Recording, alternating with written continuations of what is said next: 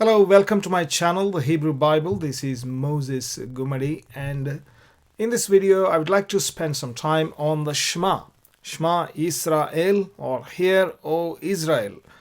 In the book of Deuteronomy, chapter 6, verses 4 to 5, we have this, and I would like to read it in Hebrew. Shema Yisrael, Adonai Eloheinu, Adonai Echad. ואהבת את אדוני אלוהיך בכל לבבך ובכל נפשך ובכל מאודך.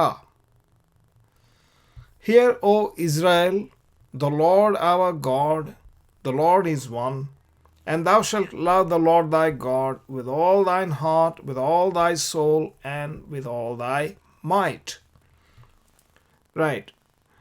So this is the text. And before we start spending time to understand what it says, I'd like to give you a quick numerical pattern or summary of this text. These two verses put together have 16 words in them, which can be arranged in a 4x4 grid like this. Shema Yisrael, Adonai Eloheinu, etc. and ends with Uvachol Meodecha. So 16, you can see clearly there are 16 words. Another interesting thing is, if you divide up the whole text into letters like this, Shema Yisrael on the first line, right? And then you write down all the letters. There are 64 letters which can be arranged into a grid pattern of 8 by 8. And in fact, 64 is also a 4 by 4 by 4 cube. In other words, a cube of size 4, which can be arranged like this. So you have a square of 4 by 4, and 4 such squares stacked together makes up a cube of size 4. Interestingly, the Lord's name is 4-letter word with, of course, 3 unique letters. So that 4 pattern seems to be continuing. 4 by 4, that is 16 words, 64 letters. Not only that, if you take the unique letters, out of the 64 letters, you take the letters as unique letters. We know that there are 22 letters in the Hebrew alphabet. We get only 16 here. Only 16 letters of the 22 are used in these two verses here, and 16 turns out to be 4 by 4. So this pattern is very interesting. It gets repeated too in 3 different ways, which I thought I'll just share. Anyway, so let's get back to the meaning of this verse. Shema Yisrael. Shema Yisrael. Yisrael is addressed. Who is Yisrael?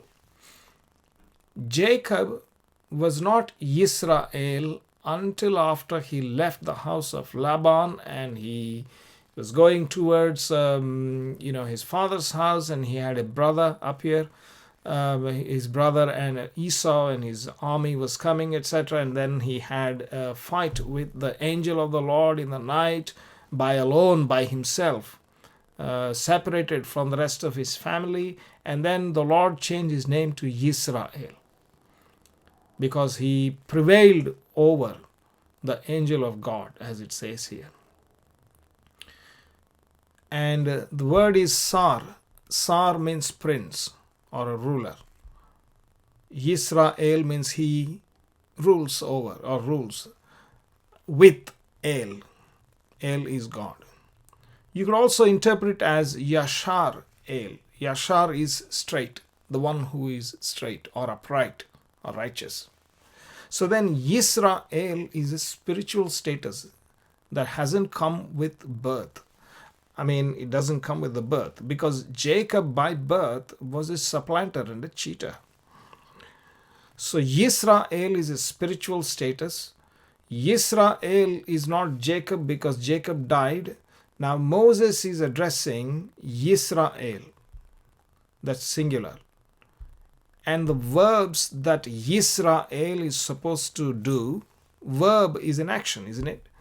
Shema and ahavta are second person masculine singular verbs. Shema means hear. Ahavta means you shall love or thou shalt love. Shema means hear thou. So that's a singular verb addressed to Yisrael. So who is it? Is it the nation of Israel that he is referring to? You can say that. But the children of Israel, of course, are Bnei Israel, and they are plural. Yisrael, I would say, is present within every individual. And I will tell you the reason why shortly. But just be aware that this is not only a Christian view, but it is also Orthodox Jewish view, especially the view of ultra-Orthodox Haredim and the Kabbalists, the mystical group of the Jews.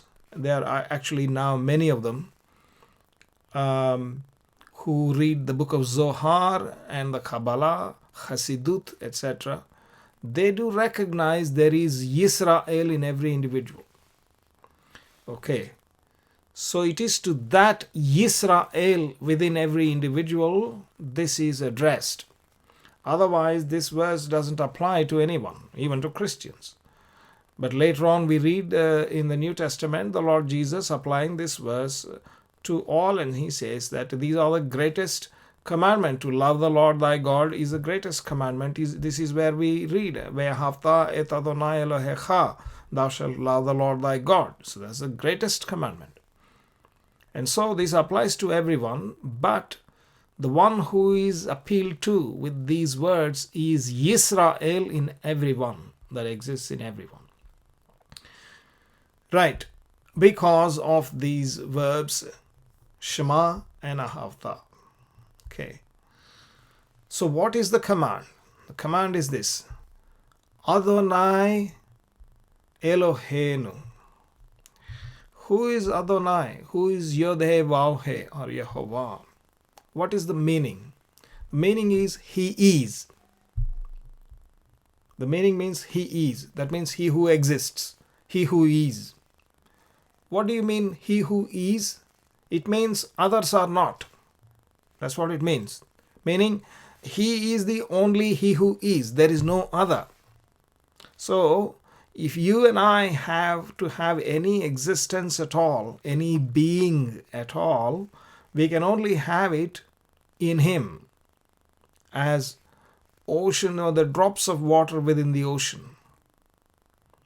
In the ocean of being, little drops of water, cups of water can exist as water because there is the ocean. In that way, He is, or He will be. He will be also is there. There is another side of it we can discuss later. But He is, or He exists. That's the meaning. And therefore, we are referring to Him, Adonai. Adonai Eloheinu. Elohim is the word. And if you add this nu suffix, it is a plural pronominal suffix. Means our God, as opposed to thy God. Here Elohecha is thy God, singular. Whereas Eloheinu is our God, plural.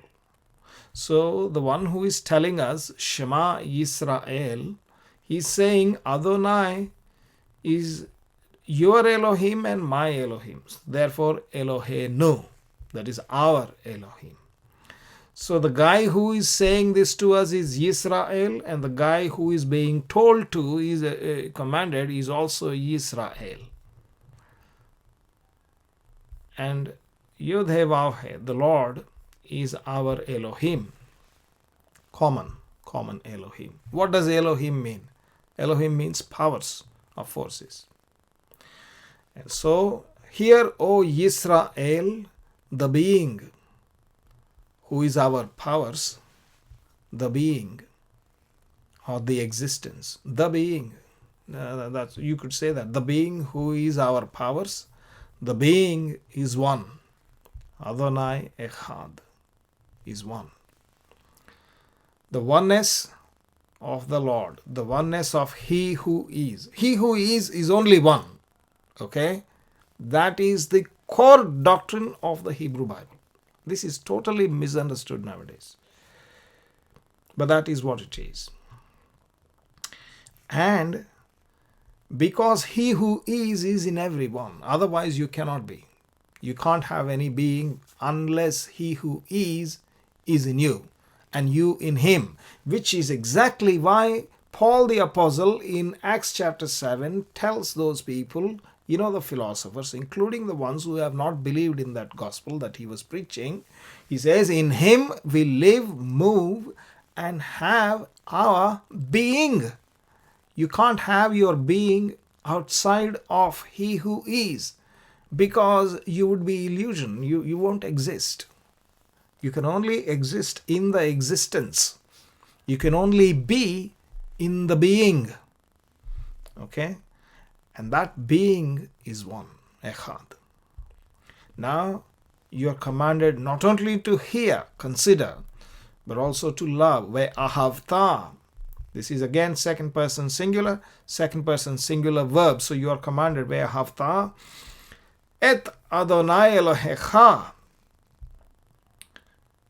your God, the Lord your God, YHVH, et Adonai Elohecha. You have to love the Lord thy God. You have to love the being, your powers or thy powers. The true being is thy powers, is your Elohim. Elohim is always plural, though Elohim is tagged with a singular verb, yes, in the Hebrew Bible, but also with the plural verb. In Genesis chapter 1 verse 26, the Lord said, Na'aseh Adam Betsalmenu Kidmutenu. Let us make man in our image. That's the plural verb attached to Elohim. So, Elohim is plural. The Bible is not monotheistic in the sense, the Greek word theos is not in question here. We are not talking about whether the theos is mono or poly. No. We don't care what theos is. Theos is not the word here. Theos, we are dealing with Hebrew, not Greek. In Hebrew, we have Elohim. Elohim is plural. So we are not talking about the oneness of the Elohim. We are talking about the oneness of Adonai, that is YHVH. That is the being, oneness of the being. And you have to love the Lord, the being, thy powers, the Lord thy God, which is thy powers, Elohim. Bechol, bechol, bechol. With all your, or in all your, or with all. Bechol, bechol, bechol. 3 times. With what? With thy levav. Levavcha, navshecha, meodecha. This last letter with the T symbol there is a chaf, final chaf or chaf sofit with a chamatz. It is a pronominal suffix. Right? So pronominal suffix, sing in the singular. Second person masculine pronominal suffix. Excuse me. Levavcha, with thy, levav means your internals or your heart. With thy nefesh. Nefesh is the animal soul, anima, also possessed by animals, which can get destroyed and obliterated into non-existence. Yes, nefesh is not immortal. Neshama is immortal. Neshama comes from God Himself, which He breathed into Adam, into him, into his internals. God breathed neshama. We read, Vayitzer Adonai et ha'adam afar min ha'adama, and He says, Vayipach nishmat chaya, nishmat chaya, isn't it? That's what it is actually, which is the living, the breath of life, which He breathed into Adam, and Adam became a nefesh chaya, a living soul. So nefesh is different from neshama. Nefesh, with all your nefesh, you love Him, and with all your me'od. Me'od, the word me'od means very or many or a lot. So meodecha means with all your allness or greatness, strength, might, etc. So then you have to love the Lord with all, bechol levavcha, bechol nafshecha, bechol meodecha. With all your external identity that you have got, you have to love what is internally present that gives you being. And that is the Lord. YHVH.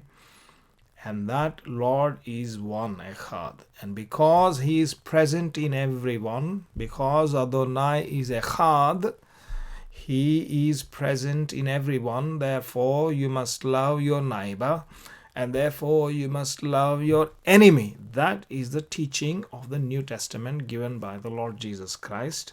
And these two are the greatest of the commandments. So then we have Shema Yisrael, Adonai Eloheinu, Adonai Echad, Ve'ahavta et Adonai Elohecha bechol levavcha uvechol nafshecha uvechol meodecha. I trust you like this video. Please do like, comment, and subscribe to this channel, and press the bell icon, and you'll get notified with more videos that I will be shortly adding to this channel. Thank you very much.